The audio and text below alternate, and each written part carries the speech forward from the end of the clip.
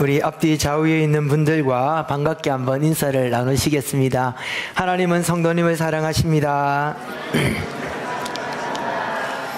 예, 오늘은 아주 특별한 날이고 정말 복된 날입니다. 우리 두 분의 성도님들이 정말 우리 동네 제일교회를 통하여서 전도되어서 신앙생활을 1년 이상 하다가 이제 세례를 받기 위해서 신앙의 고백을 하고 또 학습을 받는 복된 일이 있습니다. 뿐만 아니라 또 우리 교회 학교의 아이들이 이제 그 수료를 하는 신앙생활을 우리 교회 학교 안에서 말씀을 잘 배우고 성장하여서 이제 다음 단계로 넘어가는 그런 수료식도 있는 그런 복된 날입니다. 이 모든 일이 하나님의 은혜이고 하나님께서 우리 동네 제일교회를 통하여 하나님의 구원의 역사를 이루어 나가신다라는 그 증거라는 것을 우리 모두가 기억하고 하나님께 영광과 감사를 드리는 그런 복된 예배가 되기를 주의 이름으로 축원합니다. 자, 여러분 오늘 여러분들 교회 나오실 때에 집에서 문을 열고 여러분 나오실 때 어떤 기대와 또 소망과 그리고 어떤 결심을 가지고 나오셨습니까? 우리 교회 나올 때 우리 보통의 성도님들 또 우리 모든 성도님들은 어떤 마음의 가짐을 가지고 또 어떤 목표를 가지고 나올까요?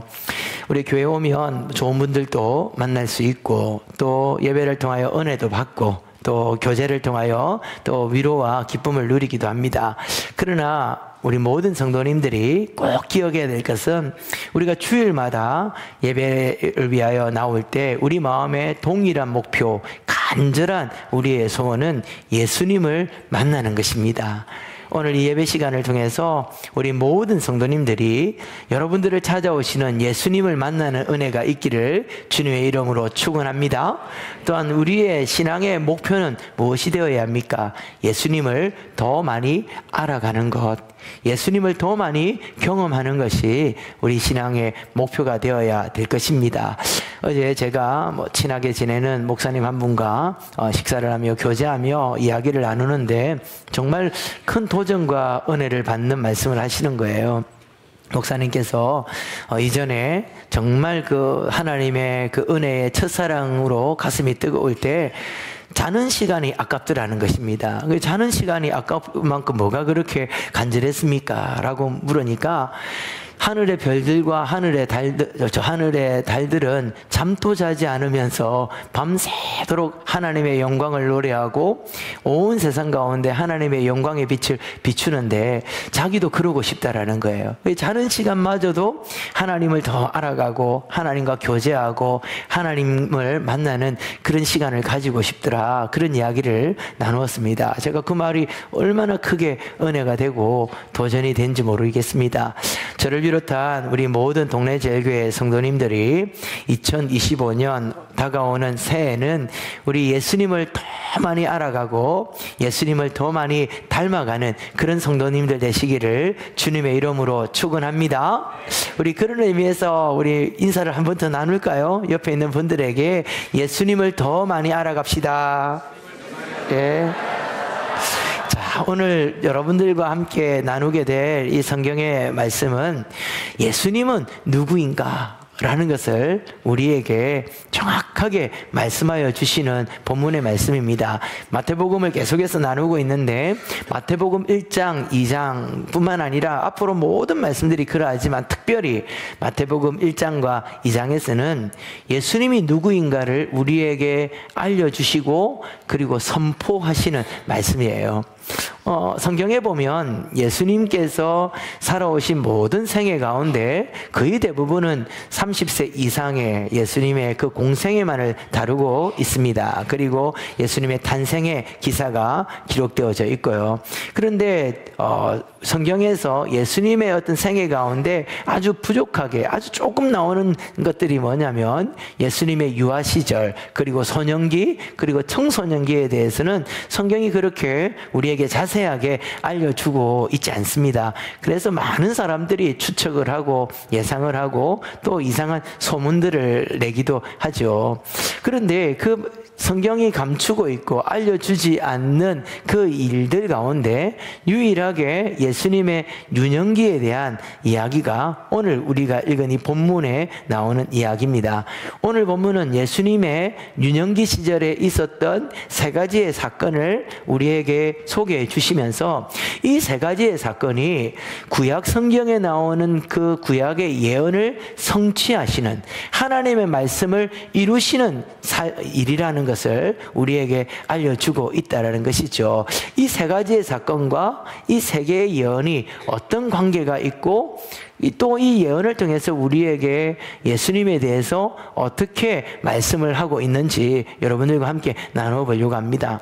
첫 번째 사건은 예수님께서 애굽으로 내려가신 사건입니다.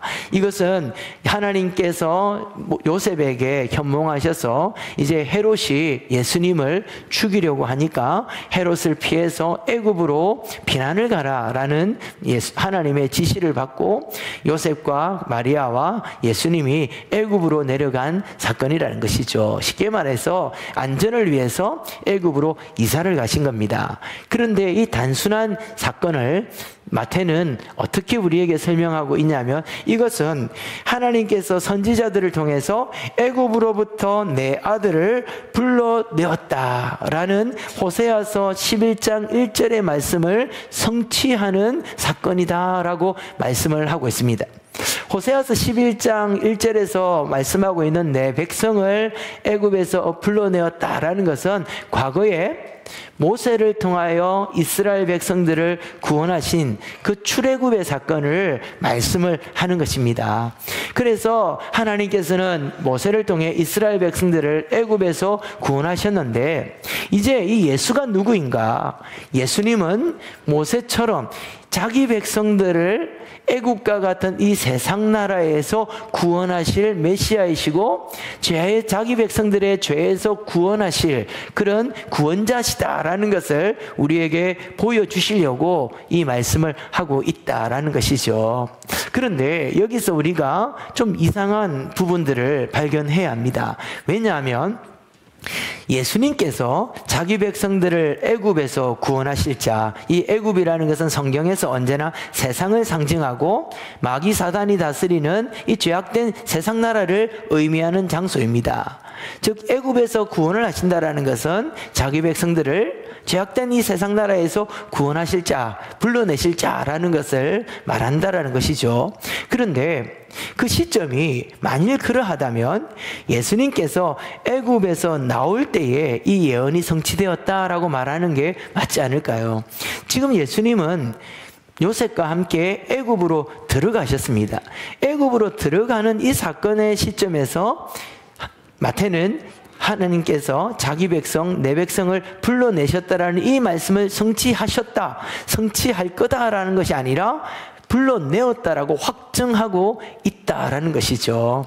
물론 시간의 차이가 나지만 같은 의미다라고 생각할 수 있습니다. 그러나 이왕에 정확하게 하나님의 말씀을 성취하시는 사건이라면 이 시점이 예수님께서 애굽에서 나올 때에 이 예언이 성취되었다라고 말하는 것이 보다 더 정확한 성취의 역사라고 우리가 생각할 수 있지 않겠습니까? 그런데 마태는 의도적으로 예수님께서 애굽으로 들어가는 그 사건을 보고 이미 들어가셨으니까 이미 자기 백성을 불러내었다라는 이 말씀을 이룬 것이다 라고 선포하고 있다라는 것이죠. 왜 이런 시간차를 두는 것일까요? 이 사건은 말씀드린 것처럼 하나님께서 모세를 통하여 애굽에서 종살이하고 있는 자기 백성들을 구원하여 내신 그 사건을 말씀하는 것입니다. 하나님께서 모세에게 나타나서 애굽에서 종살이하고 있는 이 백성들을 구원하시기 위해서 하나님께서 애굽으로 들어가신 겁니다. 근데 우리 오후 예배 때 성경 공부를 함께 하셨던 분들은 기억하실 겁니다.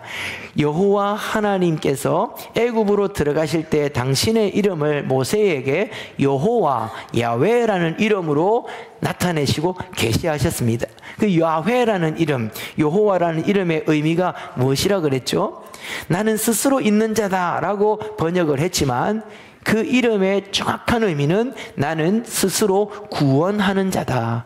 그래서 우리가 여호와의 이름의 뜻은 구원자 하나님입니다 라고 아마 여러분들이 성경 공부 시간에 배워오신 적이 있을 것입니다.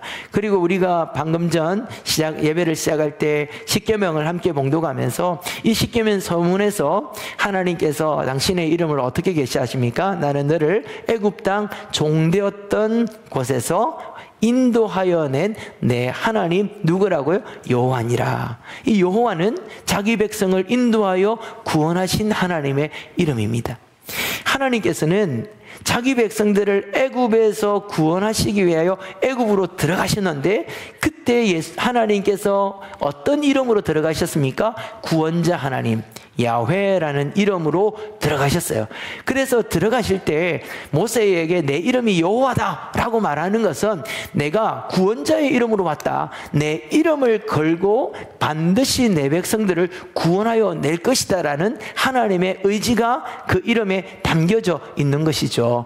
그리고 하나님께서는 모세에게 이름을 알려주시는 것은 내가 이 이름의 명예를 걸고 구원자라는 이름의 명예를 걸고 내 백성들을 내가 무슨 일이 있어도 구원하여 낼 것이다 라는 하나님의 결심을 보여주는 것입니다.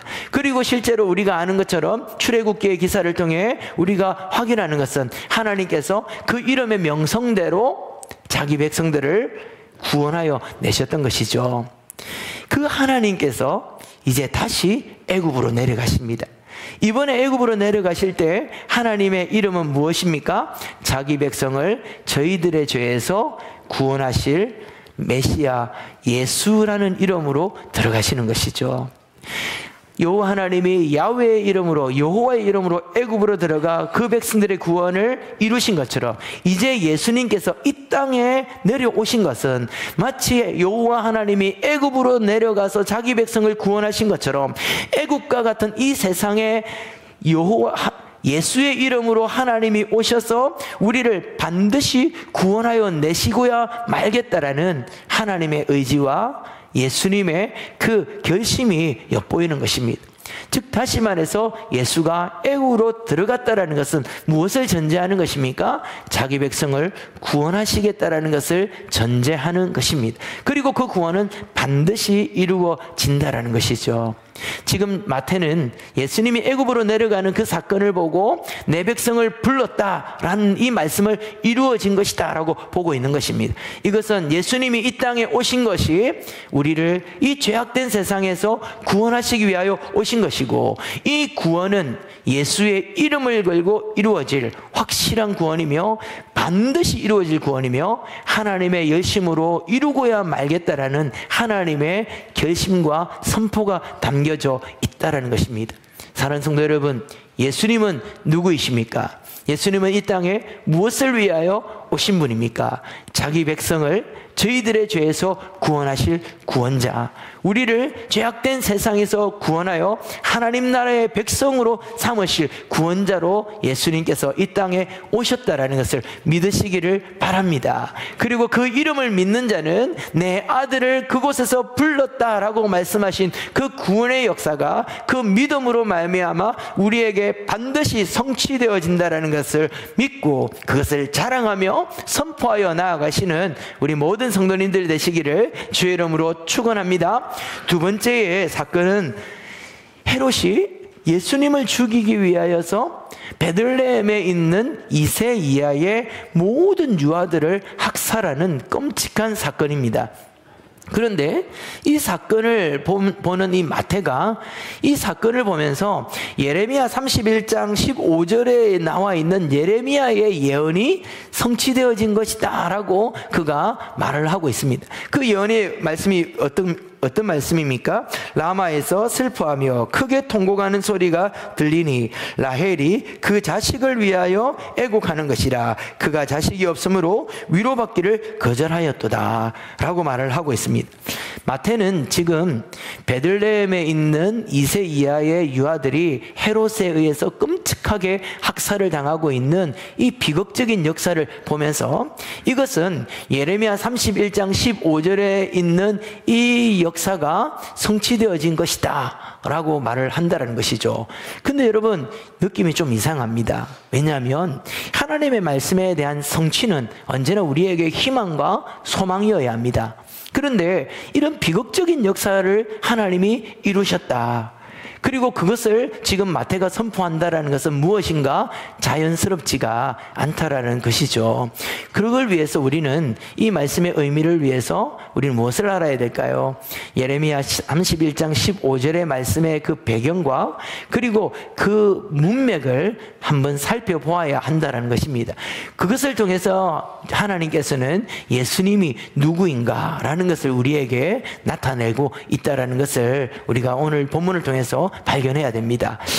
예레미야 31장 15절의 이 말씀은 어떤 배경을 가지고 있냐면 지금 이스라엘 백성들이 바벨론에 의해서 멸망을 당하고 바벨론에 의해서 이스라엘의 백성들, 특별히 이스라엘의 소년들이 지금 바벨론으로 포로로 잡혀가고 있는 그 역사적 상황을 이야기하고 있는 것입니다.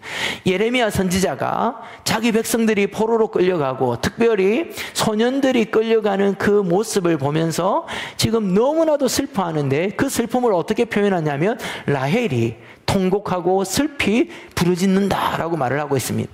라헬은 우리가 잘 아는 것처럼 야곱의 아내입니다. 지금 예레미야는 이스라엘에 있는 자녀를 잃어버린 모든 어머니들의 대표자로서 라헬을 말하고 있다는 것이죠. 그 슬픔이 얼마나 큰가 하면 이스라엘의 모든 어머니들이 슬피 통곡하고 애곡할 만큼 큰 슬픔과 절망이 이스라엘에게 임했다라는 것을 예레미야가 말하고 있다는 것입니다. 지금 유아들이 학살되는 이 슬픔과 바벨론의 소년들이 끌려가는 이 비참한 끔찍한 역사를 마태는 비교하면서 이것이 이루어진 것이다 라고 말하는 것이죠. 그렇다면 이 비극적인 역사만을 말하고 있는 것인가? 그건 아니라는 것입니다. 말씀드린 것처럼 이 세 가지의 역사와 그리고 예언들은 예수님이 누구인가를 우리에게 알리려고 기록된 말씀이기에 이것으로 끝나면 안 됩니다. 예레미야 31장 15절의 말씀을 이야기하는 것은 지금 마태는 그 뒤에 나오는 하나님의 소망의 메시지를 극적인 반전을 통하여 이스라엘의 미래와 그리고 온 인류의 소망의 메시지를 던지기 위한 서론으로서 말씀하고 있다라는 것이죠. 그러므로 우리는 예레미야 31장 15절 이하의 말씀을 읽어봐야 됩니다. 31장 16절과 17절의 말씀을 우리 한번 찾아서 읽어보도록 하겠습니다. 16절, 17절 말씀 다 같이 한 목소리로 함께 읽겠습니다. 시작. 여호와께서 이와 같이 말씀하시니라. 내 울음소리와 내 눈물을 멈추어라. 내 일이 싹쓸 받을 것이며 그들이 그의 대적의 땅에서 돌아오리라. 여호와의 말씀이니라. 너의 장래에 소망이 있을 것이라. 너의 자녀가 자기들의 지경으로 돌아오리라. 여호와의 말씀이니라. 아멘. 지금 마태가 예수님 이 유아들이 학살되어지는 이 사건을 바라보면서 예레미야 31장 15절의 말씀이 이루어졌다라고 말하는 것은 이 비극적인 사건이 성취되었다라는 것을 말하는 것이 아니라 그 뒤에 찾아오는 하나님의 약속과 하나님의 그 놀라운 미래에 대한 비전이 이루어졌다라는 것을 말씀하고 있는 것입니다. 예레미야서에서 예레미야가 지금 예언하고 있는 것은 우리 백성들이 자녀들을 잃어버리고 우리의 자녀들이 바벨론에 포로로 끌려가고 있다라는 것을 말하는 것이 아니라 그럼에도 불구하고 하나님은 약속하셨습니다. 이 자녀들이 반드시 돌아올 것입니다. 우리의 자녀들이 다시 이 땅으로 돌아오게 될 것입니다. 70년 후에 바벨론에서 다시 귀환하게 되어질 자기 백성들의 영광스러운 귀환을 바라보면서 예레미야가 이 말씀을 선포하고 있는 것이죠. 다시 돌아와서 그 어머니들의 눈물을 닦아주실 것이고, 그 자녀들이 다시 돌아오기 때문에 이제 눈물을 멈추고 그 통곡하는 울음소리를 하나님께서 멈추게 하여 주실 것이다. 이 지금의 상황은 절망과 그리고 끔찍한 비극의 상황이지만 장차 하나님께서 이 절망을 희망으로 바꾸시고 이 슬픔을 기쁨의 탄성으로 바꾸어 주실 것이다 라는 것을 예레미야가 말씀하고 있다는 것입니다. 지금 마태는 유아들이 학살을 당하는 이 사건을 보고 예레미야가 보았던 절망 속에서의 희망, 이 비참한 비극의 역사 가운데서 하나님께서 반전의 역사를 이루어 주실 그 하나님의 영광스러운 반전의 역사를 보고 있는 것이죠. 이스라엘 백성들이 바벨론에서 돌아왔다면 이제 유아들이 학살을 당하는 이 슬픔은 어떻게 반전이 되어질까요? 예수님이 살아 계시다라는 것입니다. 2세 이하의 모든 유아들이 다 죽었지만 하나님께서 메시아이신 예수 그리스도, 우리의 구원자이신 예수님을 보호하시고 살려 놓으셨다라는 것입니다. 그래서 이 예수가 지금 애굽으로 내려갔는데, 이 예수가 바벨론에 포로되었던 이스라엘 백성들이, 하나님의 자녀들이 돌아오는 것처럼 하나님의 아들이신 이 예수님이 애굽에서 돌아오는 그날에 이 땅 가운데 희망의 여명이 비치고 소망이 다시 싹을 틔우게 된다는 것입니다. 예수님 안에서 이제 슬피 우는 그 어머니들의 눈물을 닦아주실 것이고, 예수님으로 인하여 다시 이 땅 가운데 새로운 이스라엘이 일어나고 하나님의 구원받은 백성들의 자녀들이 다시 세워져서 그들을 통하여 이 나라 이 민족의 미래와 영광이 회복되어질 것이다 라는 것을 마태가 선언하고 있는 것입니다. 사랑하는 성도 여러분, 마귀는 이 땅 가운데 하나님의 백성들, 특별히 그들의 자녀들이 얼마나 중요한지를 마귀는 잘 알고 있어요. 하나님께서도 이 땅의 자녀들과 다음 세대들의 소망을 가지고 있는 것처럼 마귀들은 하나님의 그 소망을 꺾어버리기 위해서 누구를 공격해야 되는지를 정확하게 아는 것입니다. 그래서 마귀도 하나님의 백성들 중에 유아들을 학살하고, 그리고 소년들과 청년들을 포로로 잡아갑니다. 오늘 우리 시대가 유아들이 학살당하는 그런 시대, 그리고 소년들이 바벨론으로 적국으로 포로로 잡혀가고 있는 그러한 시대에 우리가 살고 있습니다. 교회들마다 유아들이 사라져가고 있어요. 교회들마다 초등부가 없어져가고 있습니다. 교회마다 10대들과 청년들이 교회를 떠나갔습니다. 그래서 이 땅에 마치 자신의 자녀가 포로로 잡혀가는 그 모습을 보고 라헬이 슬피 울며 통곡하는 것처럼 어머니들이 울고 교회의 성도들이 통곡을 합니다. 유아들이 학살을 당한 것처럼 교회 안에 자녀들이 사라지는 이 모습을 보고 탄식을 하고 있다라는 것이죠. 그래서 여러분, 교회 안에 자녀들이 없다라는 거, 교회 학교에 아이들이 없다라는 거, 중고등부와 청년들이 교회 안에서 사라진다라는 것을 예사롭게 생각하시면 안 됩니다. 그것은 미래가 사라지는 것이에요. 소망의 씨앗이 짓밟힌 것과 동일한 것입니다. 이번 주에 제가 그 여름 성경학교 준비하는 모임이 있어서 제가 우리 노예 모임에 참석을 했습니다. 거기에서 여러 가지 회의를 하는데 그 준비하시는 분들이 이런 말씀을 하세요. 목사님, 요즘은 교회 학교가 없는, 주일 학교가 없는 교회가 우리 노예에도 너무 많습니다. 중고등부가 사라지고 청년부가 없어진 교회들이 꽤 많습니다. 그리고 우리 노예 안에 자체적으로 여름 성경학교를 할 수 있는 교회, 자체적으로 여름 중고등부 수련회와 청년부 수련회를 자체적으로 할 수 있는 교회가 얼마 되지 않습니다. 그런 말씀을 하시더라고요. 여러분, 이것이 지금 현재 우리 한국교회의 현실입니다. 우리 부모님들 세대에 그냥 여름 성경학교 하면 토끼 가발이 아니죠. 그 뭐죠? 가면 토끼 가면 쓰고 호랑이 가면 쓰고 북치면서 동네 한 바퀴 돌면 온 동네 아이들이 모여들던 그런 시대가 아니에요. 중고등학생들이 교회 와서 놀고 떠들고 청년들이 교회 수련회 가고 하던 그런 시대가 아니라는 것입니다. 교회들마다 아이들이 사라져가고 있습니다. 마치 헤롯의 시대에 유아들이 학살을 당하여서 그 아이들이 사라짐으로 이스라엘의 미래와 소망의 씨앗이 짓밟혀버린 것처럼 교회들마다 아이들이 없다고 유아 세례를 주지를 못한대요. 목사님들 중에 유아 세례를 줘본 적이 기억이 안 난다라고 말씀하시는 분들이 있습니다. 초등부가 사라지고요, 중고등학생들이 없고 청년들이 교회를 떠나는 그러한 시대에 지금 우리가 살고 있다는 것이죠. 라헬이 통곡하는 시대, 유아들을 잃어버린 어머니들이 곡하는 시대에 우리가 살아가고 있습니다. 그러나 여러분, 마태가 말하는 것은 그래서 통곡하고 있으라, 그래서 절망하고 있으라 라고 말하는 게 아니에요. 그럼에도 불구하고 소망이 있다. 왜입니까? 예수가 살아계시다는 것입니다.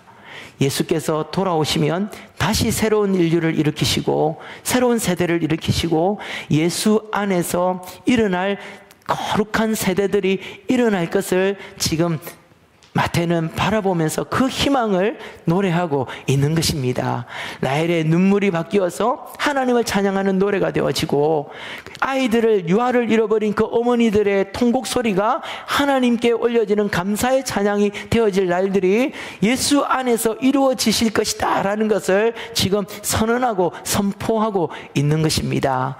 사랑하는 성도 여러분, 희망과 미래를 잃어버렸습니까?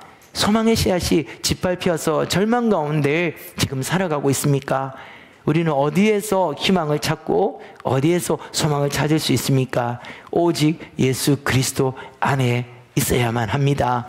조국 교회가 절망으로 끝날까요? 저는 절대로 그렇게 생각하지 않습니다. 저는 이 한국 교회가 이렇게 끝날 것이다라고 저는 절대 생각하지 않습니다. 왜냐하면 이 한국 교회가 어떤 교회입니까? 100년의 역사 가운데 수많은 어머니들과 아버지들이 눈물로 세운 교회가 한국 교회입니다. 서양의 교회를 이야기하지만 저는 한국 교회가 유럽이나 서양 교회처럼 될 거라고 생각지 않습니다. 왜냐하면 그들과 우리의 차이가 있어요. 우리에게는 지난 오랜 세월 동안 우리의 선조들이 새벽마다 그리고 밤마다 부르짖어 기도했던 눈물의 씨앗이 심겨져 있는 교회가 우리 한국 교회이고 우리 조국 교회입니다. 그래서 하나님이 다시 예수님께서 애굽에서 돌아와 새로운 세대를 일으켰던 것처럼 우리 주님께서 이 조국 교회 가운데 거룩한 다음 세대들을 다시 일으켜 줄 것을 제가 확신합니다. 그러나 중요한 것을 놓치면 안 됩니다. 무엇으로야만 합니까? 오직 예수로만으로야 한다라는 것입니다. 오직 예수님이어야만 한다라는 것이에요. 제 마음이 안타까운 것은 많은 교회들이 문제도 인식합니다. 함께 슬퍼하고 절망합니다. 그래서 대안을 세우는데 예수님 빼고 다른 모든 답을 다 동원하려고 합니다. 세상에 빼앗긴 이 아이들, 젊은이들을 다시 돌이켜 돌아오게 하려고 교회가 세상처럼 되어지려고 한다라는 것이죠. 여러분, 그러하다면 돌아와봤자 아무 의미가 없습니다.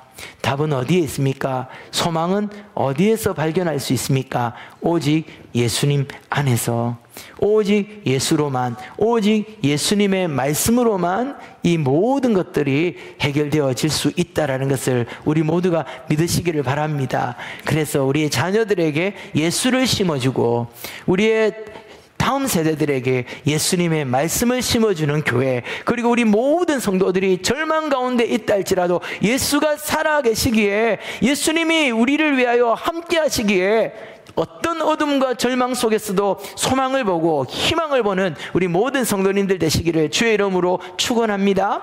마지막으로 세 번째 사건입니다. 이 세 번째 사건은 헤롯이 이제 죽었다라는 소식을 듣고 요셉과 마리아와 예수님이 베들레헴으로 돌아왔습니다. 그런데 아들인 아켈로라는 사람이 그 유다 지역의 분봉왕이 그 지역을 관할하는 왕이 되었다라는 소식을 들었어요.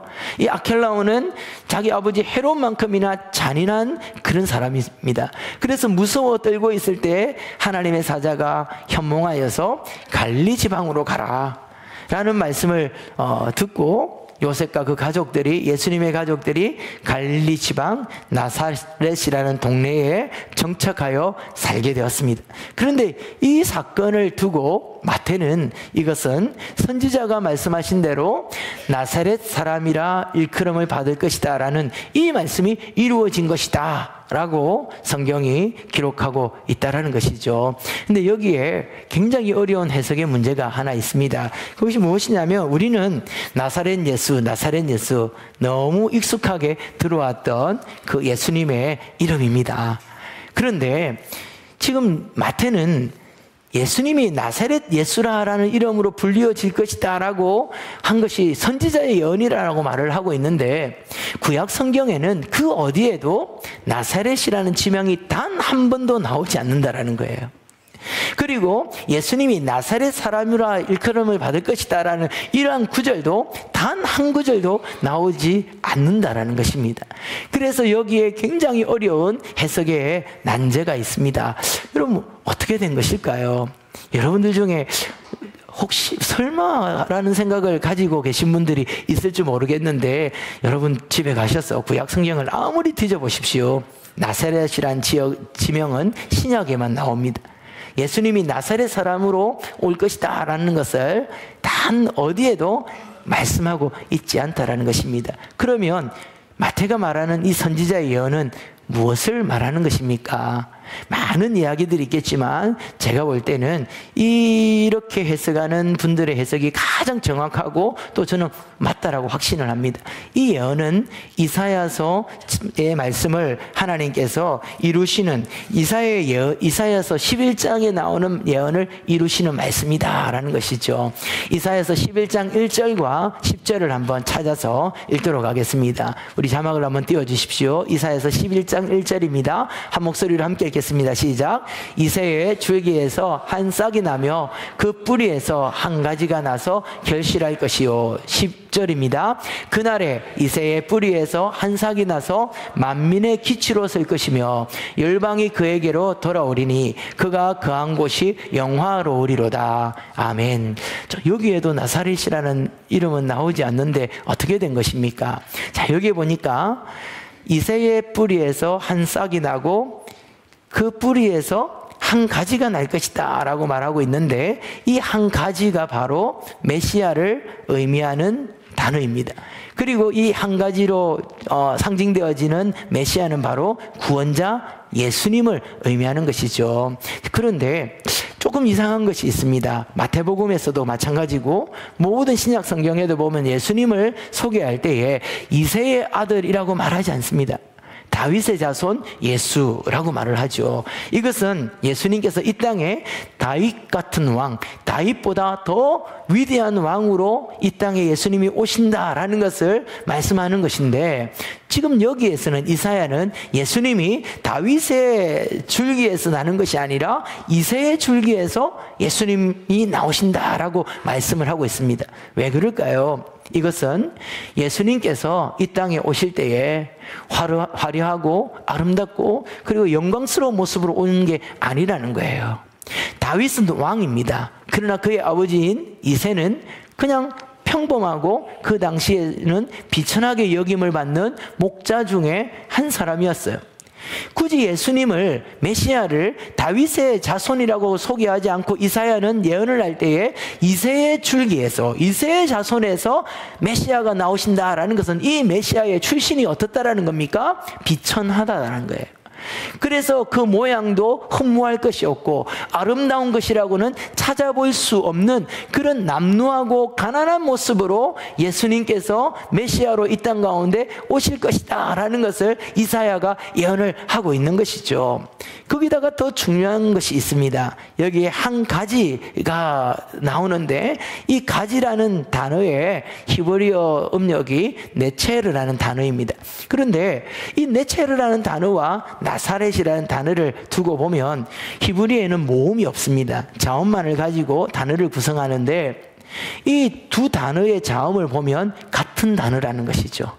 그래서 예수님께서 이새의 줄기에서 나는 네체르라는 말은 예수님께서 이새의 줄기에서 난 나사렛이라는 단어로 의미로 읽을 수 있다라는 거예요. 그러면 이 말의 의미가 어떤 의미겠습니까? 제가 길게 설명을 했지만 결론만 말씀드린다면 나사렛 예수라고 불림을 받는 것은 이 예수님이 이 땅에 오실 때에 영광스러운 모습으로, 아름다운 모습으로, 사람들에게 존경받고 칭송을 받는 그런 모습으로 오는 것이 아니라 남루하고 비천하고 가난하고 흠모할 것이라고는 찾아볼 수 없는, 아름다움이라고는 조금도 없는 그런 모습으로 이 땅에 오실 것이다 라는 것을 이사야가 예언하였고, 예수님께서 나사렛 사람이라고 불림을 받는다라는 것은 비천한 출신의 사람, 가난한 출신의 사람, 조금도 아름다움을 찾아볼 수 없는 남루한 모습으로 예수님이 우리에게 오셨다라는 이 말씀이 이루어졌다라는 것이죠. 그런데 이 예수가 이 한 가지에서 어떤 일이 일어납니까? 많은 열매를 결실한다고 합니다. 나사렛 예수를 통하여 수많은 영혼들이 구원의 열매가 되어서 맺혀집니다. 그리고 이사야서 11장 10절의 말씀처럼 이 가지가 만민의 기치로 설 것이고 이 가지를 통하여서 열방이 돌아오게 될 것이다. 이 나사렛 예수는 유대인들만의 구원자가 아니라 열방의 구원자이고 이방의 구원자이고 모든 백성들을 구원할 만민의 구원자로 오셨다라는 것을 예언하고 있는 것이죠.